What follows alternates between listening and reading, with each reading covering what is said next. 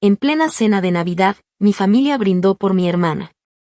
Y anunciaron que le darían mi parte de la herencia para su boda de ensueño. En ese momento me levanté, sonreí, y anuncié mi propio compromiso con el dueño de la empresa donde todos ellos trabajan. Y lo mejor. Él ya sabía todo. Nunca me gustó la Navidad con mi familia, pero por alguna razón siempre volvía. No porque me sintiera parte de algo cálido o porque tuviera la ilusión de reconciliaciones, sino por ese extraño sentido de obligación que a veces se cuela entre los huesos. Como el frío que uno sabe que va a doler pero aún así sale sin abrigo. Lo cierto es que cada año me decía que esa sería la última vez, que no iba a prestarme más para sus escenas, que iba a dejar de hacerme la fuerte para aguantar la misma dinámica de siempre. Y sin embargo, ahí estaba otra vez, con una botella de vino caro que sabía que nadie iba a agradecer, entrando a la casa donde cada pared guarda un juicio, cada silla una comparación. Y cada cubierto tiene ya escrito de antemano quién vale la pena y quién solo estorba. Mi hermana menor, Emily, estaba comprometida con un tipo que apenas conocíamos, pero eso no impidió que la familia lo adorara como si se tratara del Mesías. Un abogado cualquiera, con un trabajo respetable y una sonrisa de revista barata. En teoría, habían sido novios desde hacía un año, pero no me habría sorprendido que la relación hubiera sido más larga y que solo ahora lo presentaran porque por fin el tipo tenía un salario decente. A mi familia no le importaba tanto el amor como la imagen. Para ellos, el éxito se mide en cuántas veces puedes mencionar a tu pareja sin que los demás noten que lo estás presumiendo. Y Emily había hecho exactamente eso durante toda la noche, dejando caer anécdotas irrelevantes como que Darren le había comprado una pluma Montblanc para firmar el contrato del nuevo bufete o que él no come cualquier salmón. Solo lo ahumado en madera de cerezo, porque le recuerda su viaje a Noruega. Cada comentario venía con esa risa nasal que ella había adoptado desde que decidió que ser simple ya no era suficiente. Yo me quedé en silencio durante la mayor parte de la cena. No porque no tuviera nada que decir, sino porque hace tiempo aprendí que las palabras no sirven de mucho cuando la gente ya decidió no escucharte. Había llevado un plato de entrada que cociné desde la madrugada anterior, algo especial, diferente, con ingredientes que sabía que les gustaban. Nadie lo mencionó. Pasaron de largo, se sirvieron con desgano, y la conversación giró rápidamente hacia lo que Emily usaría en su boda. Mi madre incluso tuvo la audacia de decir, mientras sostenía su copa con ese aire teatral que siempre saca cuando quiere sentirse el centro, que Emily siempre fue nuestra estrella y que no hay duda de que ella merece una boda como de película. Mi padre asintió con esa cara de hombre ausente que aprendió a poner desde que dejó de discutir por nada, y mis tíos se rieron, como si alguien hubiera contado un buen chiste y todos supieran que yo era la parte graciosa.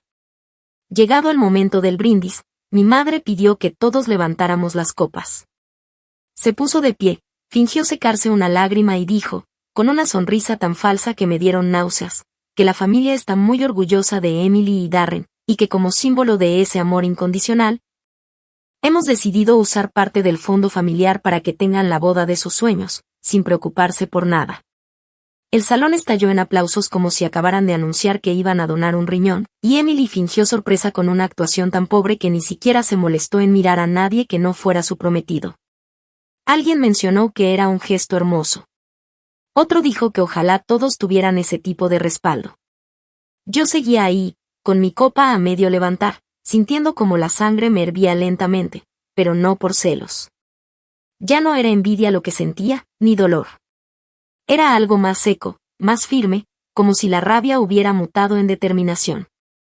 Y en ese instante, me di cuenta de que no iba a quedarme callada otra vez. No iba a tragarme otro insulto disfrazado de tradición, ni a dejar pasar una humillación más con esa sonrisa que aprendí a usar desde niña para que no dijeran que era la conflictiva. Así que me puse de pie, levanté la copa con una sonrisa que sé que les incomodó de inmediato porque no era amable, sino precisa. Miré a mi madre directamente a los ojos, y con el mismo tono dulce que ella había usado segundos antes, dije que yo también tenía algo que compartir con todos. Les conté que estaba comprometida. Que no había querido decirlo antes porque quería que fuera un momento especial. Y luego dejé caer la bomba, como quien suelta el freno de un tren en descenso. Mi prometido era Matt Warner. El dueño de la empresa donde trabajan Emily, mi madre, y 2 de mis primos. El hombre al que han descrito como frío, distante y elitista, sin saber que cada una de esas frases me la repetían a mí como advertencia cada vez que mencionaba que alguien en la familia no me tomaba en serio. Les dije que él ya lo sabía todo, cada conversación, cada desprecio, cada reunión familiar donde me llamaban la que no sabe disfrutar la vida o la que se va a quedar sola por arrogante. Les dejé claro que esta vez no iba a ser yo la que se tragara las migajas. No esta vez. La cara de Emily fue la primera en romperse. No por tristeza, sino por furia. Fue como ver a una niña a punto de perder su regalo favorito en plena Navidad. Mi madre intentó recuperar el control de la conversación con un "estás hablando en serio", pero ya no tenía el control de nada. Nadie brindó. Nadie supo qué decir. El aire se volvió denso. Y yo, en cambio, brindé sola. Levanté mi copa, choqué el cristal con el mío propio, tomé un sorbo y sonreí como si por fin hubiera salido de una habitación donde me habían tenido encerrada durante años. Y esa fue solo la primera jugada. Porque lo que ellos no sabían es que esto apenas comenzaba. Actualización 1. Pasaron 3 días desde aquella cena navideña y, aunque no soy de las que revisan el celular apenas despiertan, esa mañana me bastó con abrir el grupo familiar para saber que todo el impacto que había causado no se había quedado flotando en la sala, sino que se había extendido como una plaga por cada rincón de la familia. El grupo, que normalmente solo compartía cadenas religiosas, memes mediocres y recetas recicladas, ahora estaba repleto de mensajes que iban desde el sarcasmo hasta la indignación abierta. No sé quién fue el primero que rompió el silencio, pero en algún punto mi tía Sandra escribió que esperaba que alguien no se estuviera aprovechando de una relación para subir de puesto. Como si no supiera perfectamente que su propio hijo había conseguido entrar a la empresa de Matt gracias a una carta de recomendación que ella misma me rogó que redactara hace un par de años. Luego vino mi primo Eric con una joya todavía más absurda. Preguntó si lo de Matt era real o solo una forma de llamar la atención porque no soportaba que Emily estuviera brillando. Me reí. Literalmente me reí en voz alta mientras lo leía desde el sofá con una taza de café en la mano. Porque ese tipo de cinismo solo lo puede sostener alguien que lleva años convenciéndose de su propia versión retorcida de la realidad. No respondí. No tenía por qué hacerlo. La versión que ellos estaban construyendo de mí ya no me interesaba desmentirla. Lo que sí hice fue mostrarle todo a Matt, no porque necesitara que me defendiera, sino porque me pareció justo que supiera cómo se comportaban cuando nadie los vigilaba. Él leyó cada mensaje en silencio, pasando el dedo por la pantalla lentamente, con esa calma que en otros podría parecer indiferencia pero que en él significa todo lo contrario. Cuando terminó, solo me miró y dijo que no tenía nada más que confirmar, que ahora entendía perfectamente lo que yo le había contado meses atrás y que, en sus palabras, no era que quisiera vengarse. Solo iba a poner las cosas en orden. Y cuando Matt decide poner las cosas en orden, no lo hace con gritos, ni amenazas, ni advertencias teatrales. Lo hace con decisiones frías, firmes y legales. En silencio. Como cuando limpia una casa desde adentro y de pronto te das cuenta de que ya no quedan ratas, ni polvo, ni nada que huela a podrido. 2 días después de esa conversación, recibí un mensaje de Emily. Fue breve, seco, casi robótico. Me preguntaba si había hablado con Matt sobre lo del trabajo. En ese instante supe que algo ya estaba pasando y que ella todavía no sabía cómo enfrentarlo. Porque cuando Emily habla así, sin mayúsculas innecesarias, sin emojis, sin sus típicos jajaja, es porque está perdiendo el control. Me tomé mi tiempo. La dejé sin respuesta. Horas más tarde, un amigo que trabaja en recursos humanos me confirmó que se habían hecho cambios importantes en la estructura del equipo administrativo. Cambios que, curiosamente, afectaban a todos los miembros de mi familia que trabajaban en la empresa. Nadie fue despedido directamente. Matt no es tan simple. Pero se eliminó el área de coordinación de eventos internos que manejaba mi madre, porque después de una auditoría encontraron inconsistencias en el manejo de presupuestos. Mi primo fue reasignado a un departamento técnico que ni siquiera entiende y donde no tiene autoridad sobre nadie. Mi tía dejó de ser externa contratista de diseño porque, casualmente, la empresa empezó a trabajar con una agencia profesional que fue recomendada por mí. Y Emily. Emily fue transferida a soporte legal interno, pero bajo la dirección de alguien que no solo había tenido conflictos con ella en el pasado, sino que además conocía mi historia familiar al dedillo. No había gritos. No hubo drama. Solo una cadena de movimientos quirúrgicamente colocados que mostraban lo que pasa cuando alguien decide devolver el golpe sin levantar la voz. No se trataba de vengarme porque me habían robado una herencia. No era por un vestido blanco ni por un brindis malintencionado. Era por cada año en que me hicieron creer que no valía lo suficiente, por cada vez que me llamaron rencorosa solo por defenderme.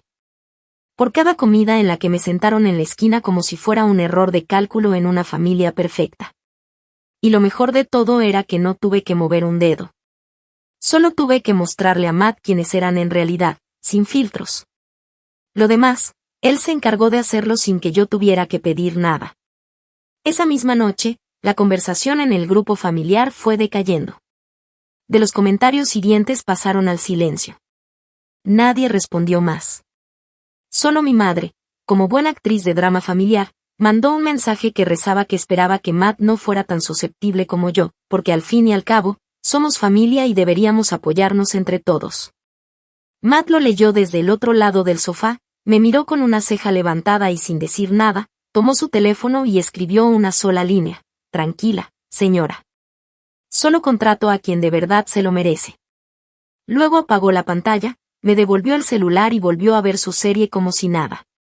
Yo me quedé inmóvil durante varios segundos, asimilando no solo lo que acababa de pasar, sino todo lo que venía detrás.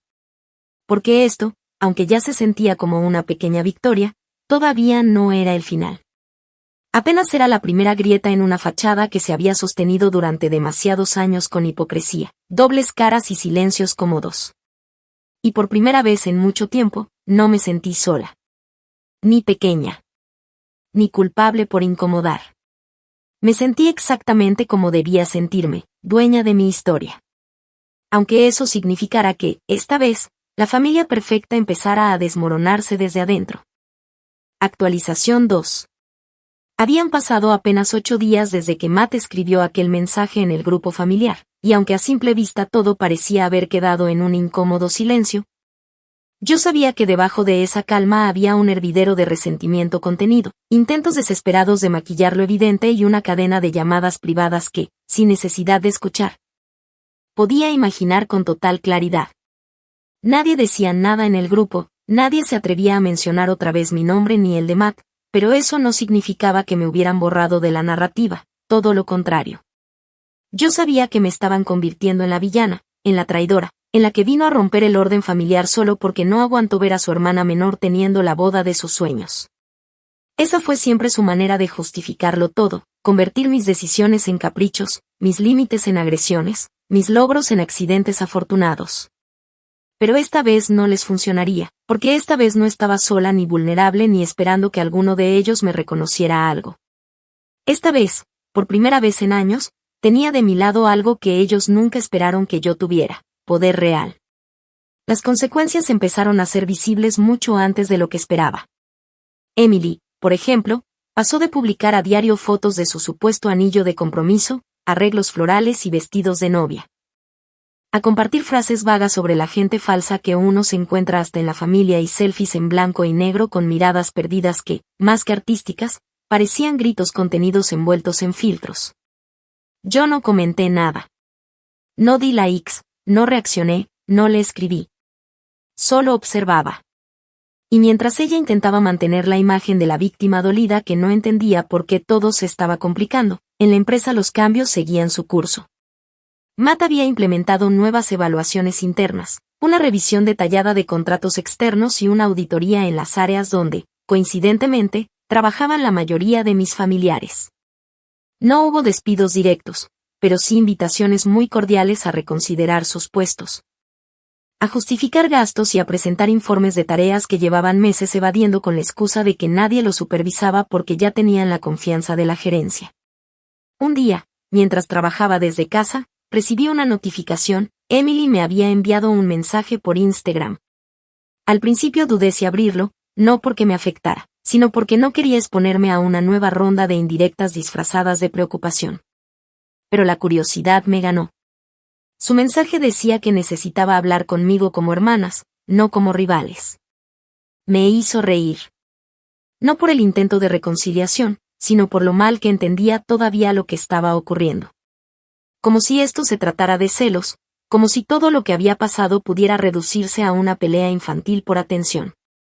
Me pidió que intercediera con Matt, que hablara con él para calmar las aguas, que todo se estaba saliendo de control y que su trabajo se estaba volviendo insostenible.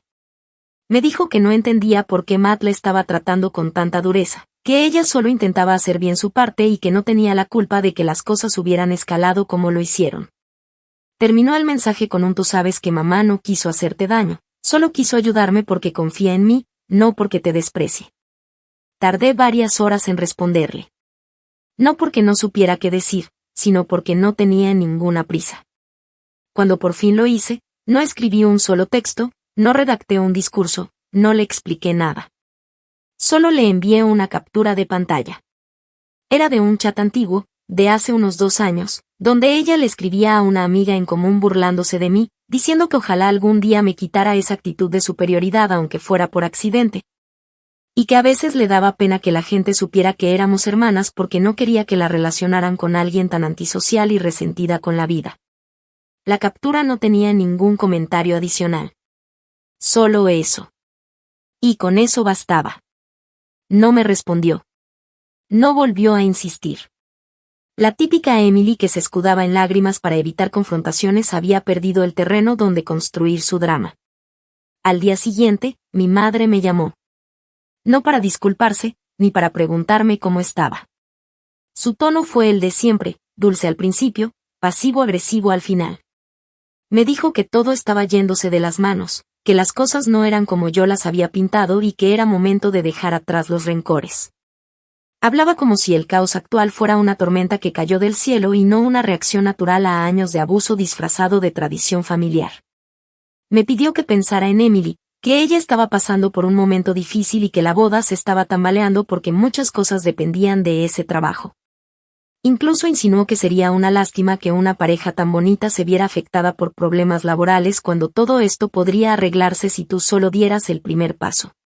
No respondí de inmediato. Solo la escuché.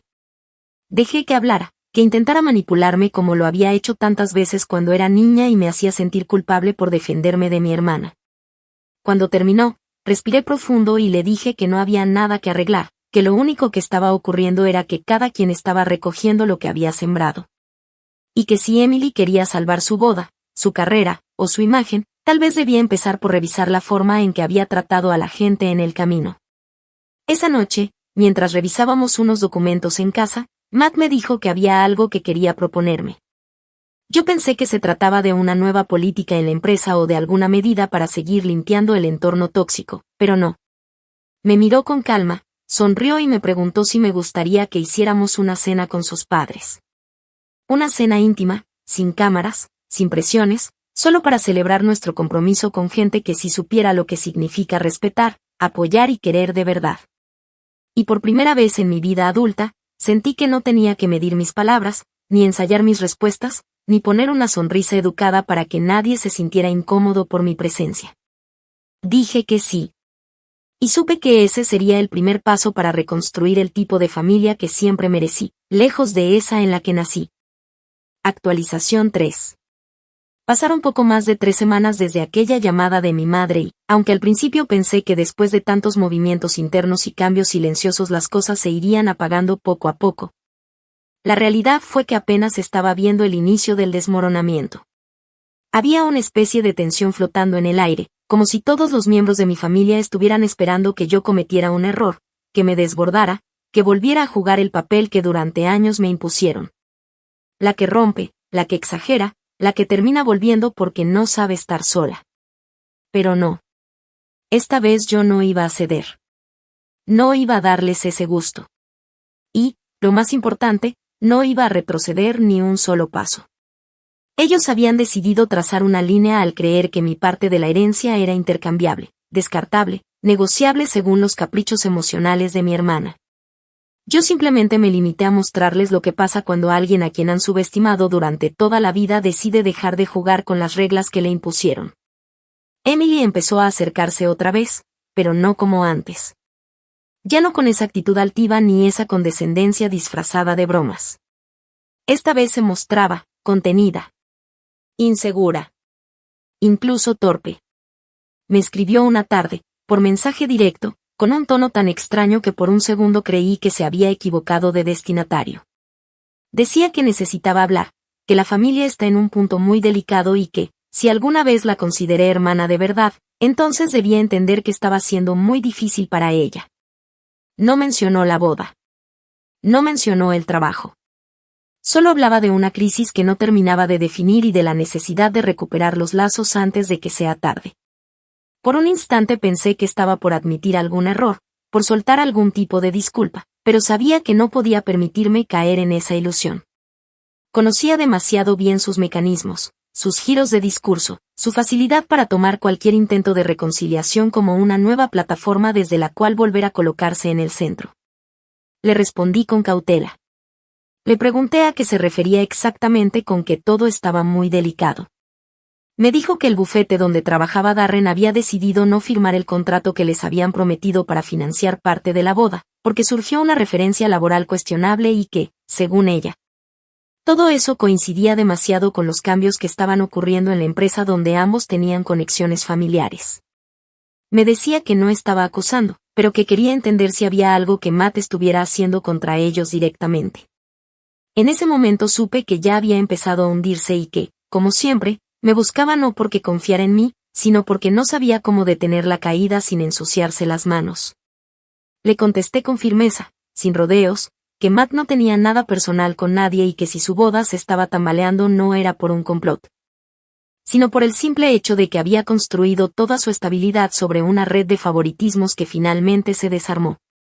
Le dije que, si de verdad quería entender lo que estaba pasando, debía mirar más allá de sus propias inseguridades y hacerse cargo de cómo trató a las personas mientras creyó que nunca iba a rendir cuentas. No me respondió. Pero sí empezó otra estrategia. Empezó a buscar aliados dentro de la familia. A enviarle mensajes a primos, tíos lejanos, incluso a una excompañera de la universidad que resultaba ser conocida de una amiga mía, diciendo que estaba preocupada por mí, que me notaba extraña. Que creía que Matt me estaba manipulando. El colmo fue cuando intentó contactar a un antiguo ex mío con el que no hablaba desde hacía años, preguntándole si yo solía ser tan fría o si todo eso era nuevo. Era evidente que no soportaba haber perdido el control, que no podía entender cómo su hermana amargada y sin carisma había logrado ganarse un lugar que no podía comprar con simpatía ni con maquillaje social. Lo que más le dolía, podía notarlo, era que yo no estuviera buscando venganza ruidosa ni respuestas teatrales. Que simplemente me limitara a vivir mi vida y que aún así, todo a su alrededor empezara a quebrarse. Mientras tanto, mi madre se aferraba a su papel de víctima pasiva. Decía que no entendía por qué había tanta tensión en la familia, que lo único que ella quiso fue ayudar a sus hijas a tenerlo mejor. Que si había cometido un error al ofrecer parte de mi herencia a Emily fue porque creyó que yo ya no la necesitaba. Usaba esa narrativa para justificar lo injustificable, para evadir que había elegido, de manera clara y consciente, despojarme de algo que me pertenecía solo porque su hija menor supo moverle las emociones con más habilidad. Pero esta vez nadie la defendía. Nadie salía a reforzar su discurso. No porque se hubieran dado cuenta del daño, sino porque todos estaban demasiado ocupados resolviendo los nuevos huecos que se habían abierto en sus propias realidades. Ya no podían protegerla, porque ahora cada quien debía rendir cuentas por sí mismo. En medio de todo eso, la cena con los padres de Matt se llevó a cabo sin contratiempos. Fue sencilla, íntima, sincera. Me sentí parte de algo diferente, de un tipo de familia que no necesitaba herencias ni brindis teatrales para demostrar afecto. Me escucharon, me preguntaron cosas sobre mi vida que nadie en mi círculo familiar se había molestado en preguntar. No hablaron de Matt como si fuera una inversión, ni de nuestro compromiso como una oportunidad, sino como algo humano, valioso, honesto. Cuando regresé esa noche a casa, sentí un vacío. Pero no era tristeza. Era esa clase de vacío que uno experimenta cuando por fin saca algo que llevaba mucho tiempo podrido por dentro. Un espacio que al principio asusta, pero que poco a poco empieza a llenarse de aire limpio. Y así, mientras Emily seguía preguntándose en voz alta por qué todo parecía salirse de su control, yo simplemente seguía adelante. Sin escándalos. Sin venganzas abiertas. Sin necesidad de gritar nada. Porque sabía que la peor humillación no era la que uno le lanza a alguien frente a todos, sino aquella que se cocina a fuego lento, en silencio, y que se manifiesta cuando el mundo sigue girando sin ellos. Cuando ya no se les necesita para respirar. Cuando ni siquiera son parte de la conversación. Y eso era justo lo que estaba ocurriendo. Por fin. Actualización 4. Había transcurrido poco más de 2 meses desde aquella cena íntima con los padres de Matt, y aunque en mi entorno las cosas fluían con una tranquilidad que jamás había sentido tan genuina, en el otro lado, el que yo había dejado en ruinas sin remordimientos, el desastre seguía desarrollándose como una serie sin final feliz. Lo notaba por los silencios, por la ausencia de publicaciones, por los rumores que, aunque no salían de las bocas de mi familia directamente, se filtraban por terceros que no sabían mantener la lengua quieta. Lo que comenzó como una serie de movimientos administrativos en la empresa, pronto fue percibido por todos en la familia como una operación quirúrgica que tenía nombre y rostro, el mío. La diferencia, esta vez, era que no había un solo gesto mío que pudieran usar en mi contra. No había explosiones, ni ofensas, ni escándalos públicos. Solo decisiones. Solo consecuencias. La boda de Emily, que inicialmente iba a celebrarse en un viñedo exclusivo del norte de California, terminó reprogramándose en un salón local del centro de la ciudad que ni siquiera tenía la capacidad para albergar a los invitados que habían prometido. Al parecer, después de la caída del contrato con el bufete donde trabajaba Darren y los recortes presupuestales derivados de los cambios en la empresa de Matt, los gastos se acumularon tan rápido que se vieron obligados a cancelar el catering original, devolver los anticipos del fotógrafo principal y sustituir la banda por una lista de reproducción que armarían ellos mismos con bocinas alquiladas. Mi madre, acostumbrada a manejar los presupuestos de eventos internos como si fueran suyos, y de hecho usarlos como caja menor para satisfacer sus propios gustos, ya no tenía acceso a ningún fondo. De hecho, en una de las auditorías internas se descubrió que durante al menos 2 años había estado inflando facturas de proveedores que en realidad eran contactos personales, cobrando comisiones bajo la mesa que luego justificaba con papeleo que no resistía ni la más básica revisión. No la despidieron, pero sí la invitaron formalmente a renunciar. Y como buena actriz de tragedias familiares, lo hizo con una carta en la que agradecía las oportunidades pero aclarando que su retiro era por motivos de salud y estrés emocional. Lo más patético del asunto fue que trató de hacer circular esa carta en el grupo familiar como una especie de despedida digna, como si hubiera sido una mártir laboral que sacrificó todo por el bien de la empresa y la familia. Pero nadie mordió el anzuelo. Nadie comentó, nadie la defendió, nadie compartió su supuesta indignación. Creo que, por primera vez, todos entendieron que algo había cambiado en la estructura del poder familiar, y que seguir respaldando a los que antes se sentaban cómodos en la cima solo los iba a arrastrar al mismo fondo. Incluso los más tibios, los que siempre jugaban a ser neutrales para no enemistarse con nadie, empezaron a tomar distancia. Algunos se alejaron discretamente, otros fingieron no saber nada, y unos pocos se limitaron a quedarse callados, observando desde las sombras cómo se derrumbaba la torre que ellos mismos habían ayudado a construir. Emily, en medio de todo, intentaba sostener la ilusión de que su vida seguía bajo control. En redes sociales publicaba mensajes motivacionales con frases como lo importante no es dónde te casas, sino con quién lo haces o a veces Dios cambia tus planes para protegerte de lo que no puedes ver. Pero los que la conocíamos sabíamos que todo eso no era más que una forma desesperada de encubrir el desastre. Las fotos que antes mostraban avances de preparativos, pruebas de vestido, detalles del menú y visitas al venue ahora eran reemplazadas por imágenes borrosas de flores en mercados locales, cupcakes caseros y una supuesta boda minimalista que claramente no era parte del plan original.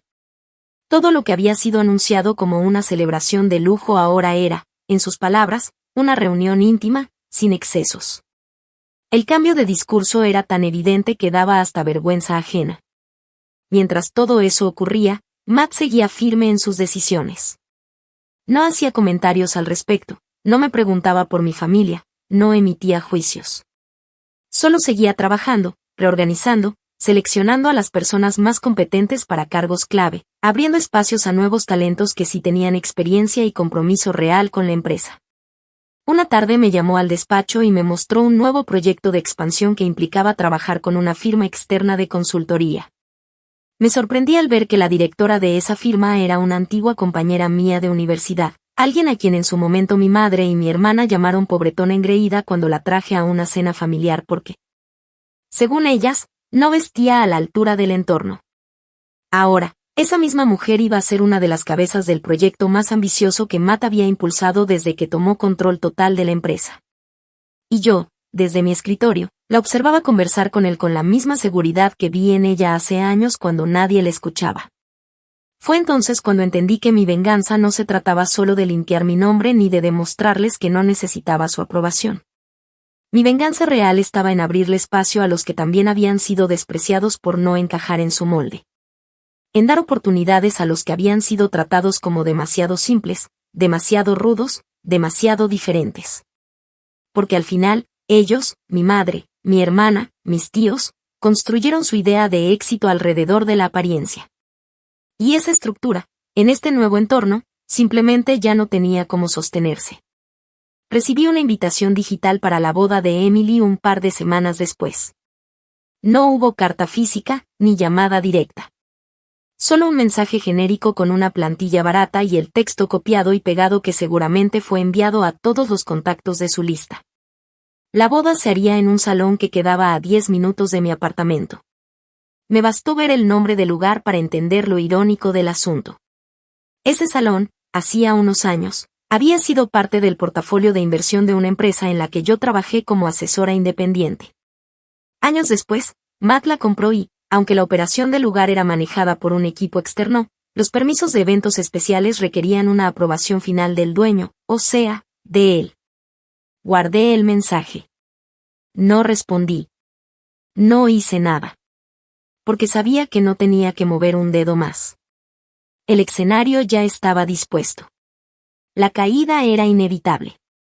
Y ahora, por fin, ellos empezaban a notar lo que significaba vivir con la misma incertidumbre, el mismo desprecio, la misma sensación de insignificancia que durante años me obligaron a cargar en silencio. La diferencia es que yo no necesito venganza con gritos. La mía tiene nombre, fecha, contratos firmados, y un archivo completo con todo lo que les pertenece, y que ahora ya no está en sus manos. Actualización final. Había pasado medio año desde aquella cena de Navidad que desató el derrumbe más silencioso y, al mismo tiempo, más certero que se había vivido dentro de mi familia.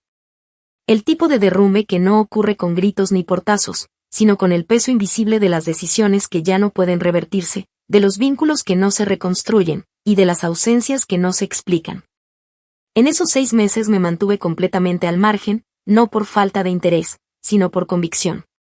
Elegí desaparecer de su radar, cortar la dependencia emocional que durante años me ataba a ese teatro familiar donde siempre se me había reservado el papel de la amargada, la difícil, la que no sabía cómo comportarse. La que debía agradecer cualquier migaja con una sonrisa educada. Me convertí, a propósito, en ese hueco que nadie sabe cómo llenar pero que, de pronto, empieza a doler cuando se sienta a la mesa y nota que falta una pieza que antes despreciaban. Y eso, en su mundo, era la forma más cruel de castigo. No asistí a la boda de Emily. No envié respuesta a la invitación, no mandé regalo, ni siquiera una tarjeta. No publiqué nada, no llamé a nadie, y por supuesto, no dejé que nadie más hablara en mi nombre. Me limité a vivir ese día como uno cualquiera. Matt me llevó a cenar a un lugar pequeño, discreto, alejado de todo lo que tuviera el más mínimo olor a ostentación. Pedimos vino, reímos un rato, y a mitad de la noche me mostró unas fotos que uno de los empleados del salón, sí, el mismo que yo ya sabía que estaba bajo el paraguas empresarial de Matt, le había enviado por cortesía. No eran muchas. Apenas un par. Una de ellas mostraba la sala del evento con mantelería arrugada, arreglos improvisados, y una decoración que parecía sacada de una fiesta de 15 años con presupuesto justo. La otra captaba el momento en que Emily caminaba por el pasillo improvisado hacia su prometido, con un vestido que no era el de sus fotos previas, con un rostro tenso, casi forzado, y con la mitad de las sillas vacías. No pregunté quiénes habían asistido, ni qué tipo de música pusieron, ni qué dijeron los invitados. No me interesaba. Porque entendí, justo en ese momento, que el verdadero golpe no había sido perder la herencia, ni tener que mudarse de oficina, ni quedarse sin presupuesto para una boda que soñaron en revistas. El verdadero golpe fue mi ausencia. Porque por más que intentaron fingir que todo seguía como siempre, que lo mío había sido una rabieta pasajera, que no me necesitaban, la verdad era que mi silencio los descolocaba. Les dolía. Les incomodaba más que cualquier discusión. Porque no sabían cómo defenderse de algo que ya no les pertenecía. Y esa era mi mayor victoria. Después de la boda, comenzaron los intentos de acercamiento. Mi madre volvió a llamarme un par de veces. Dejaba mensajes con voz suave, más débil que de costumbre, como si hubiera envejecido 10 años de golpe. Decía que extrañaba nuestras charlas, que lamentaba las formas, pero que en el fondo todo lo había hecho por amor. Me pedía que pensara en la familia como un todo y no en sus errores individuales. Y aunque en otro momento esas palabras habrían sido suficientes para desarmarme, esta vez no me movieron un músculo. Porque ya no era una cuestión de perdón. Era una cuestión de respeto. Y cuando alguien se pasa la vida burlándose de ti, anulándote, colocándote en el lugar de sombra, no puede venir después a pedirte que entiendas su luz. No sin haberse quemado antes con ella. Emily, por su parte, desapareció del radar. No sé si por vergüenza, por rabia o por simple supervivencia. Ya no posteaba nada. Ya no escribía indirectas. Ya no se hacía la víctima. Solo se desvaneció en la misma niebla que ella misma ayudó a levantar. Me enteré por terceros que el matrimonio empezó con fricciones, que Darren tenía una deuda más alta de lo que había admitido y que, sin los contratos que esperaban firmar a través de las conexiones familiares, estaban sosteniendo la vida matrimonial con préstamos y tarjetas de crédito. Y aunque no me regocijé en su desgracia, tampoco sentí lástima. Porque nadie llega a ese punto por accidente. Cada decisión que tomaron fue un ladrillo más en la estructura de su propia ruina. Y yo no hice más que quitarles la red que les impedía caer. Mi lugar en la familia quedó reducido a un nombre que ya nadie se atrevía a mencionar en voz alta. Me volví una presencia fantasma, esa que incomoda cuando se toca el tema de las reuniones, la que no está pero todos esperan que algún día vuelva, la que algunos aún creen que regresará con el tiempo, con los años, con la nostalgia. Pero lo cierto es que no iba a volver. Porque una vez que uno saborea la libertad, esa de verdad, la que se respira en espacios donde no hay que pedir permiso para existir, ya no se vuelve atrás. Mi tiempo con ellos había terminado. Y no por odio, sino por dignidad. Matt lo entendía mejor que nadie. Nunca me presionó para reconciliarme, nunca trató de suavizar las cosas. Me dejó espacio para decidir cómo, cuándo y si quería cerrar ese capítulo. Y en el proceso, se convirtió en algo más que un aliado. Se volvió mi refugio, mi complicidad, el único testigo de lo que realmente significó liberarme de una historia que nunca escribí pero que por años me obligaron a protagonizar. Ahora, cada vez que hay una reunión familiar, una boda, una cena, o incluso una Navidad, recibo una invitación que siempre dejo sin abrir. A veces mandan una tarjeta. A veces escriben por compromiso. Pero ya no respondo. En lugar de eso, envío una caja pequeña, elegante, con una nota corta firmada solo con mis iniciales. Dentro, un regalo cuidadosamente seleccionado que no sobrepasa los $10. Una vela aromática barata. Un llavero genérico. Una postal con una frase ambigua. Y aunque parezca un detalle inocente, sé que cada uno de esos objetos es un recordatorio. De que estoy viva, de que estoy presente en su memoria aunque no me sienten a la mesa, y de que la silla vacía que antes ocupaba no podrá llenarse con nada ni con nadie más. Porque no fue la herencia lo que perdieron. Fue mi silencio. Mi ausencia. Mi espalda dándoles la última vista de alguien que, por fin, supo marcharse sin mirar atrás. Y esa, para ellos, fue la humillación más grande. Porque mientras ellos siguen intentando reconstruir una versión de familia que ya no tiene fundamento, yo estoy allá afuera, libre, en paz. Y sin la más mínima intención de volver a encajar en un lugar que me hizo sentir por años que no merecía ser vista.